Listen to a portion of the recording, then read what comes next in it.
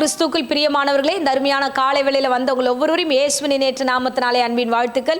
Specially இன்றைக்கு வாக்குத்தத்த செய்தியை கேட்க வந்திருக்கீங்க. நிச்சயமாக கர்த்தர் உங்களை ஒவ்வொருவரையும் ஆசீர்வதிப்பார். பாருங்க, தேவனுடைய கிருபையினால நம்ம ஜனவரி மாதம் முடித்து இந்த பிப்ரவரி மாதம் தேவனுடைய கிருபையில் வந்து சேர்ந்திருக்கிறோம். ஆண்டவர் எப்படி ஜனவரி மாதம் நம்மளை கிருபையாய் ஆசீர்வதித்து பாதுகாத்து நடத்தினாரோ அந்த தேவன் இன்றளவும் நம்மை நடத்த வல்லவராக இருக்கிறார். ஆமென், அல்லேலூயா. ஸோ இந்த மாதமும் கர்த்தருடைய வார்த்தையை பெற்றுக்கொண்டு நாம் கடந்து செல்ல வேண்டும். அதற்காக கண்களை மூடி நம்ம எல்லோரும் ஜெபிப்போம். ஸ்தோத்திரம் ஆண்டவரே, கர்த்தாவே, இந்த அருமையான தருணத்துக்காக ஸ்தோத்திரம் ஆண்டவரே. இந்த பிரசங்கத்தை கேட்க வந்த ஒவ்வொரு பிள்ளைகளையும் ஆசீர்வதிப்பீராக, குடும்பங்களை ஆசீர்வதிப்பீராக. அப்பா, ஒவ்வொரு மீதும் ஆண்டவரே உம்முடைய வார்த்தைகளை கொடுத்து அந்த வார்த்தைகள் 100 மறுபதும் பலன் தர கிருபை தருவீராக. வார்த்தைகளாலே ஆசீர்வதிங்க, பலப்படுத்துங்க, வழி நடத்துங்க. எல்லா தடைகளும் இயேசுவின் நாமத்தினாலே அடியேன் சபித்து கட்டுகிறேன். இப்பொழுதும் கர்த்தாவே இந்த பிள்ளைகளோடு இருந்து வழி நடத்தும். இயேசுவின் நாமத்திலே ஜெபிக்கிறோம் நல்ல பிதாவே, ஆமென், ஆமென். ஹல்லேலூயா. என் தேவன் நல்லவர், பெரிய காரியங்களை நமக்காக செய்து கொண்டிருக்கிறவர். ஆமென். பாருங்க, 2026 ஆரம்பித்து நம்ம திரும்பி பார்க்கறதுக்குள்ள ஒரு மாதம் கடந்து விட்டது. புதிய மாதத்துக்கு நேராக வந்து இருக்கிறோம். ஹல்லேலூயா. இந்த மாதத்திலும் அவர் என்ன நினைத்தாரோ, அவர் சித்தம் என்னவோ அதை நிச்சயமாய் அவர் நிறைவேற்றி நடத்துவார். ஆமென். நாம காலங்களை வீணடித்தாலும் தேவன் காலங்களையும் சமயங்களையும் ஒரு நாளும் வீணடிக்க மாட்டார். அதன் காலத்தில் அதன் காரியத்தை கர்த்தர் நேர்த்தியாய் செய்வார். இந்த ஆண்டு, இந்த மாதம் உங்களை குறித்து அவர் என்ன திட்டம் பண்ணினாரோ, என்ன செய்ய வேண்டும் நினைத்தாரோ அதை செய்து முடிப்பார். ஆமென். இப்பொழுதும் வேத வசனத்துக்கு நேராக கடந்து செல்வோம். கர்த்தர் நம்மை ஆசீர்வதிப்பாராக. வெளிப்படுத்தல் விசேஷம் 3ஆம் அதிகாரம் 8ஆம் வசனத்தை வாசிப்போம். உன் கிரியைகளை அறிந்திருக்கிறேன். உனக்கு கொஞ்ச பலம் இருந்தும் நீ என் நாமத்தை மறுதலியாமல் என் வசனத்தை கை கொண்டபடியினாலே இதோ திறந்த வாசலை உனக்கு முன்பாக வைத்திருக்கிறேன், அதை ஒருவனும் பூட்ட மாட்டான். ஆமென், ஹல்லேலூயா. கர்த்தர் நல்லவர், அவர் கிருபை என்றும் உள்ளது. பாருங்க, இந்த மாதம் கர்த்தர் நம்மளோடு பேசுகிற வார்த்தை பாருங்க. உன் கிரியைகளை அறிந்திருக்கிறேன், உன் கிரியைகளை அறிந்திருக்கிறேன், உனக்கு கொஞ்சம் பலன் இருந்தும். அப்படி இந்த வார்த்தைகளை பார்க்கும்போது என் நாமத்தை நீ மறுதலிக்காமல், இந்த 3 காரியத்தையும் நம்மை குறித்து சொல்லப்படுகிறது. பாருங்க, தேவன் வந்து ஒரு காரியத்தை செய்வதற்கு முன்பதாக எல்லாவற்றையும் கவனிக்கிறவர். நாம தான் நிறைய கவனிக்காம விட்டுறோம். ஆனா கர்த்தர் அப்படி கிடையாது. நம்மளுடைய சின்ன சின்ன விஷயத்தையும் ஆண்டவர் பாயிண்ட் அவுட் பண்ணி அதை ஆண்டவர் ஆசீர்வதிப்பார். பாத்தீங்கன்னா, நம்முடைய கண்ணீர் எல்லாம் ஜனங்க வந்து அதை கன்சிடர் பண்ண மாட்டாங்க. ஆனா கர்த்தரோ நம்முடைய கண்ணீர் எல்லாவற்றையும் துருத்தியில சேர்த்து வைக்கிறார். ஸோ நீங்க பாத்தீங்கன்னா, அடுத்தது நம்முடைய தலையில இருக்கிற மயிரெல்லாம் எண்ணப்பட்டு இருக்கிறது என்று வேதம் சொல்லுகிறது. அப்போ இந்த சின்ன சின்ன விஷயத்துல மற்றவங்களோ நாமளோ கவனம் செலுத்தாத பொழுது கர்த்தர் இந்த விஷயங்கள் எல்லாம் கவனம் செலுத்தி நம்மை குறித்து நினைவாயிருக்கிறார். ஆமென், அல்லேலூயா. அப்பொழுது ஆண்டவர் இந்த நாட்கள்ல ஆண்டவர் என்ன சொல்லுகிறார்னா, உங்கள் கிரியைகளை அறிந்திருக்கிறேன், நீங்க என்ன செய்கிறீர்கள், என்ன செய்தீர்கள், என்ன விதமான காரியத்துல நீங்கள் கடந்து வருகிறீர்கள், இது எல்லாவற்றும் அறிந்தவராயிருக்கிறார். அது மாத்திரம் இல்லை, அவர் சொல்லுகிறார் கொஞ்சம் பலனே இல்லை, அந்த பலன் இருக்க வாய்ப்பில்லை. சில காரியங்களை எந்த ஹோப்புமே இருக்காது, பலன் இல்லாத ஒரு சூழ்நிலையில. ஆனாலும் என் தேவனுக்கு உண்மையுள்ள பிள்ளைகளாக இருந்து அந்த வசனம் சொல்லுகிறது, என்னை, என் நாமத்தை, என் வார்த்தைகளை மறுதலிக்காம இந்த பலவீனத்திலையும் விசுவாசத்தோடு என் தேவன் எனக்காக யாவும் செய்வார் என்ற நம்பிக்கையோடு உங்களை நீங்கள் வெளிப்படுத்தினபடினால கர்த்தர் சொல்லுகிறார், மா நீ இந்த வார்த்தைகள் எல்லாவற்றையும் நீ கொஞ்சம் கவனமா கவனிங்க.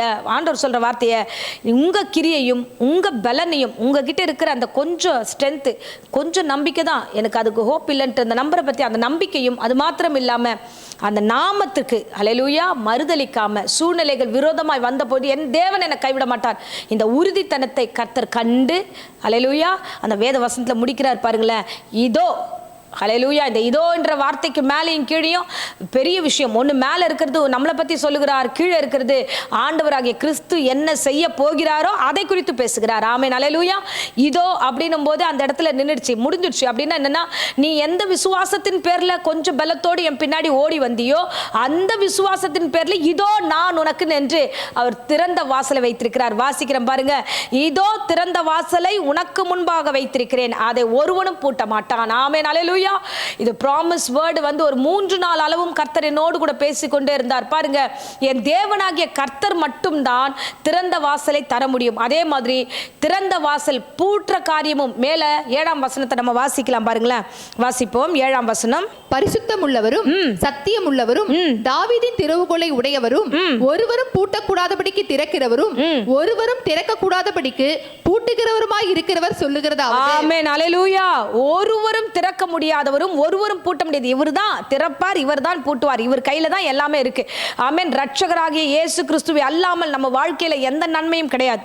ஆமென், அல்லேலூயா. பாருங்க, கொஞ்சத்துல உண்மை உள்ளவர்களுக்கு ஆண்டவர் ஆசீர்வாதத்தை தருவேன்னு சொல்கிறார். அப்போ தேவன் நமக்கு திறப்பதற்கான காரணத்தை மேல சொல்லுகிறார். கொஞ்சம் பலன், அந்த கொஞ்சம் கிரியைகள், அந்த கொஞ்சம் பலனு என் நாமத்தை எங்கும் மறுதலிக்காம நீ இருந்தபடினால உண்மை உள்ள பிள்ளைகளை கர்த்தர் பரிபூர்ண ஆசீர்வாதத்துல தருவார். ஆமென், அல்லேலூயா. என் கர்த்தர் நல்லவர். பாருங்க, பழைய ஏற்பாட்டு காலத்துல நீங்க பாத்தீங்கன்னா ஷாத்ராக், மேஷாக், ஆபேத்நேகோ, தானியேல் இவங்களுடைய வாழ்க்கையில எல்லாம் எத்தனையோ காலங்கள் நிரூபிக்க வேண்டிய ஒரு சூழ்நிலை வரும். அவங்களுக்கு அந்த இடத்துல பார்த்தீங்கன்னா அவங்களால ஜீவிக்க முடியாத அளவுக்கு பெரிய பிரச்சனைகள் அவங்கள சூழ்ந்திருக்கிறது. அந்த சூழ்நிலையில கூட தானியேலுக்கும் ஆகட்டும், தன்னோடு இருக்கிற வாலிபர்கள் ஆகட்டும், எல்லோருக்குமே கர்த்தர் கூட இருந்து அவர்களை ஆசீர்வதித்தார். அல்லேலூயா. சோ சிங்க கெபியில தானியேலை போடும்பொழுது ஆண்டவர் நிரூபிக்க வேண்டிய ஒரு முக்கியமான கட்டம் அந்த இடத்துல தானியேல் விசுவாசித்தான். என் ஆண்டவரை தான் நான் வணங்குவேன், வேற எதையுமே நான் யார்கிட்டையும் கேட்க மாட்டேன். அவன் விசுவாசித்தான். அந்த இடத்துல தேவ நாமத்தை அவன் மறுதலிக்காத பொழுது ஆண்டவராகிய கிறிஸ்து அவனை அந்த சிங்க கெபியிலிருந்து காப்பாற்றினார். அதே மாதிரிதான் ஷாத்ராக், மேஷாக், ஆபேத்நேகோ எரிகிற அக்கினி சூளையில போடும்பொழுதும் அவர்களும் நான் என் தேவனை தவிர வேற யார்கிட்டையும் எதையும் சொல்ல மாட்டேன், கேட்க மாட்டேன், அவங்களும் அவங்களுடைய உறுதியை பார்த்தார். 4ஆம் ஆளாய் கர்த்தரே கடந்து வந்தார். அப்போ தேவ நாமம் எங்கெல்லாம் வருகிறதோ அந்த பலத்தோட நீங்க இருக்கிற அந்த கொஞ்சம் பலத்தோட நீங்க என்னெல்லாம் செய்கிறீர்களோ அங்கெல்லாம் வருவார்.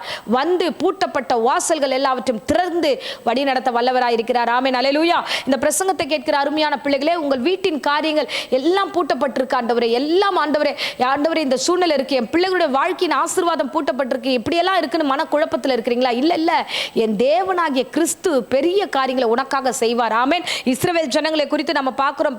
நம்ம பழைய ஏற்பாட்டில் பார்த்தீங்கன்னா அவர்கள் அடிமைத்தனத்தில் இருக்கும்போது அவர்களுடைய அடிமைத்தனத்திலிருந்து மோசேவை கொண்டு கர்த்தர் வெளியே கொண்டு வருகிறார். வெளியே கொண்டு வரும்போது ஆண்டவர் பெரிய அற்புதங்களை செய்து 10 அற்புதங்களை செய்து அவர்கள் வெளியே கொண்டு வருகிறார். வெளியே வந்த ஜனங்க வந்துகிட்டு இருக்காங்க. வரும்போது அவர்களுக்கு ஒரு பெரிய தடை, ஒரு பெரிய வாசல் பூட்டப்படுகிறது. ஒரு பெரிய தடை யாருன்னா பார்வோன் பெரிய அளவுல தடை பண்ணுகிறான். அவர்களை போக விடாதபடிக்கு அவன் அங்க தடைகளை உண்டு பண்ணுகிறான். நம்ம தொடர்ந்து அந்த வேத வசனங்கள் எல்லாம் வாசிச்சோம்னா அந்த இடத்துல இந்த இஸ்ரவேல் ஜனங்களுக்கு பார்வோன் தடையா இருந்தான், அதுக்கு அடுத்து செங்கடல் தடையா இருந்தது, அப்புறம் பாத்தீங்கன்னா கண்மலை, எப்படி தொடர்ந்து அவங்களுக்கு தடையாவே இருக்குது. எங்க போனாலும் அந்த ஜனங்க கடந்து வெளியில வந்ததுக்கு அப்புறம் ஒரு பெரிய தடைகளை அவங்க பார்க்க ஆரம்பிக்கிறாங்க. ஆனா தேவன் அவர்களை எப்படி நடத்தினார் அப்படின்னா அற்புதத்துக்கு மத்தியில தான் கர்த்தர் நடத்தினார். இந்த தடைகள் எல்லாம் அவர்கள் தாண்டி வருகிறார்கள். இந்த தடைகளை தாண்டி அவர்கள் வரும்போது தேவனாகிய கிறிஸ்து அவர்களை எப்படி நடத்தினார்னா வெட்டாந்தரையில நடத்தினார் என்று. ஆமென், அல்லேலூயா. பாருங்க, இந்த மாதம் கர்த்தராகிய தேவன் எல்லா தடைகளையும் நீக்கி உங்களை ஆசீர்வாதம் உள்ள தேசத்திலே கொண்டு வந்து நடத்துவார். நீங்க பார்த்தீங்கன்னா யாத்ராகம் 14ஆம் அதிகாரத்துல நாம் அந்த வசனத்தை பார்க்கிறோம். 14, 15, 16 தொடர்ந்து வாசிச்சோம்னா அங்கே அந்த அழகான ஒரு வார்த்தை சொல்லப்பட்டிருக்கு. இஸ்ரவேல் ஜனங்களை கொண்டு வரும்போது மோசே தன் கையில கோலை வைத்துக் கொண்டு நின்று கொண்டான். இப்ப பார்வோன் பின்தொடர்கிறான், இந்த ஜனங்களை கொண்டு வருகிறான். வழியில செங்கடல் இருக்கு. என்ன செய்வது ஆண்டவரே, இந்த செங்கடல் இப்படி இருக்கேன்னு ஜனங்க பரிதபிக்கிறார்கள். மோசே நின்று தேவ சமூகத்தில் நிற்கும் போது ஆண்டவர் சொல்கிறார், உன் கையில இருக்கிற அந்த கோலை நீ நீட்டுன்னு சொல்லும்போது 16வது வசனத்தை நம்ம வாசிக்கலாம். யாத்ராகமம் 14ஆம் அதிகாரம் 16ஆம் வசனம். நீ உன் கோலை ஓங்கி உன் கையை சமுத்திரத்தின் மேல் நீட்டி சமுத்திரத்தை பிளந்து விடு. அப்பொழுது இஸ்ரவேல் புத்திரர் சமுத்திரத்தின் நடுவாக வெட்டாந்தரையிலே நடந்து போவார்கள். ஆமென், அல்லேலூயா. ஒரு பெரிய தடை அந்த ராஜா, அந்த பார்வோன் இந்த ஜனங்களை விடாத பொழுது தேவனாகிய கர்த்தர் அற்புதங்களுக்கு மத்தியில கொண்டு வரும்போது அவன் திரும்ப ஃபாலோ பண்ணி அவங்கள வரான். அப்போ அந்த செங்கடலுக்கு தாண்டி அவங்க போக மாட்டாங்க. செங்கடல் பெரிய அளவுல தடையா இருக்குது, இவங்களை தாண்டி போகவே முடியாது. அவங்க தீர்மானம் பண்ணிட்டாங்க முடியாது அப்படின்ட்டு. ஆனா தேவனாகிய கர்த்தரோ அந்த இடத்தை, அந்த தடையை, ஏன்னா கர்த்தர் தான் அதை ஓபன் பண்ண முடியும். திறவுகோல் அவர் கையில தான் இருக்குது. அல்லேலூயா. இந்த நாட்கள்ல கர்த்தர் உங்களோடு பேசுகிறார். பாருங்க, உங்க வாழ்க்கையில ஆசீர்வாதம் வரக்கூடாதபடிக்கு எல்லா தடைகளையும் கர்த்தர் இன்றைய தினத்துல மாற்றி போடுவார். ஆமென், அல்லேலூயா. அந்த வாசல் பூட்டுறதும் அவர்தான், திறப்பதும் அவர்தான் வேதம் சொல்லுகிறது. பாருங்களேன், அப்போ இந்த ஒரு முக்கியமான இடத்துல வரும்போது கர்த்தர் அந்த டோரை அப்படி ஓபன் பண்றாரு. நீ கடல்ல அந்த இடத்துல நிற்கும் போது எல்லாருக்கும் ஒரு பயம், கடல்ல வழி எங்க, வழியெல்லாம் கிடையாது. ஆனா தேவன் வழியே இல்லாத இடத்துல மோசே கையை உயர்த்துன்றாரு, கோலை உயர்த்துன்றாரு. உயர்த்தின விடனே அது வெட்டாந்தரையாய் மாறுகிறது. அல்லேலூயா. கடல்ங்க ஒரு பெரிய குளம் கிடையாது, ஒரு கடல், பெரிய கடல் வழி கொடுக்கிறது. இப்ப தேவன் அந்த வாசலை திறந்து வைக்கிறார். ஆமென், அல்லேலூயா. அவர்கள் வெட்டாந்தரையில நடந்தது போல நீங்கள் வரும் நாட்களில் தேவனுடைய ஆசீர்வாதத்தை நீங்கள் காணத்தக்கதாய் எது தடையோ அந்த தடையை கர்த்தர் நீக்கி உங்களை கொண்டு வருவார். ஆமென், அல்லேலூயா. அந்த தேவன் இப்போ பார்த்தீங்கன்னா இந்த ஜனங்களுக்கு அந்த வெட்டாந்தரைக்கு போவதற்கு அந்த வாசல்ல அந்த ஒரு டோர் தான், ஒரே டோர் தான். அந்த டோரை தாண்டணும். அந்த வழியை தாண்டணும். அந்த வழி தாண்டினதுமே அந்த பக்கம் கடல் நிற்கிறாங்க. அந்த இதுக்கும் அதுக்கும் எவ்வளோ இன்ச்சு இருக்கும்? கொஞ்சம் அளவு தான். இந்த பக்கம் கதவு பூட்டி இருக்கு, அந்த பக்கம் கதவு திறந்துருக்கணும். இப்போ இந்த பக்கம் பூட்டி இருந்து, இப்போது பூட்டி இருக்கிறத நம்ம திறந்து உள்ளே போனால் வீட்டுக்குள்ளே, சரிங்களா? அந்த ஒரு டோரை எடுத்துப்போம். இப்போ டோரை திறந்து உள்ளே அந்த பக்கம் போனால் வீட்டுக்குள்ளே ஆசீர்வாதங்கள் இருக்குது, நமக்கு பாதுகாப்பு இருக்குது, வீட்டின் காரியங்கள் எல்லாம் இருக்குது. ஆமாவா இல்லையா? அப்போ தாண்டி போகணும். இப்போ பூட்டி இருக்குது இங்கே இந்த வீடு. இந்த பூட்டு சாவி கர்த்தர் கையில் இருக்குது. அல்லேலூயா. அவர் சொல்லுகிறாரு, நான் எதை வச்சு இந்த டோரை திறப்பேன் தெரியுமா? உன்னை அறிந்திருக்கிறேன், உன் கிரியைகளை அறிந்திருக்கிறேன். உனக்கு கொஞ்சம் பலம்தான், உன்னால் வாழலாம் முடியாது, உயிர் வாழ முடியாத இடத்துல நீ நிற்கிற. ஆனால் அந்த பலத்தில் என்ன மறுதளிக்காமல் இருக்கிற பாரு. இப்போது ஓப்பன் பண்ணுற அந்த டோரை. அல்லேலூயா.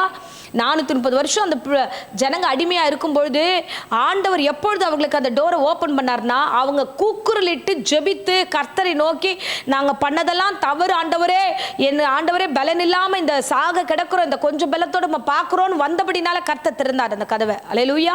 இப்போ இந்த டோருக்கு அந்த டோருக்கு டிஃப்ரென்ஸ், இந்த பக்கத்துக்கும் அந்த பக்கத்துக்கும் நிறைய டிஃப்ரென்ஸ் இருக்குது. இந்த பக்கம் பூட்டப்பட்டிருந்தா அந்த ஆசீர்வாதம் போக முடியாது. அப்போ ஆண்டவர் பார்க்குறாரு, இந்த பிள்ளைகளுக்காக நான் கதவை திறக்கிறேன் என்று திறந்து அந்த பக்கம் போகிறார். அல்லேலூயா. உனக்கு ஆசீர்வாதமான கதவை திறக்கிறவர் உன் எதிரிக்கு அந்த இடத்துல அதே வழி வருகிறவர்களுக்கு ஆண்டவர் அது சாபமாய் மாற்றுகிறார். ஆமென். அல்லேலூயா. நீங்க பார்த்தீங்கன்னா அந்த செங்கடல் திறந்ததுமே அந்த செங்கடல் வழியா இவர்கள் வருகிறார்கள். பின்னாடி வந்த பார்வோனுக்கு பூட்டப்பட்டது. ஆமென். அல்லேலூயா.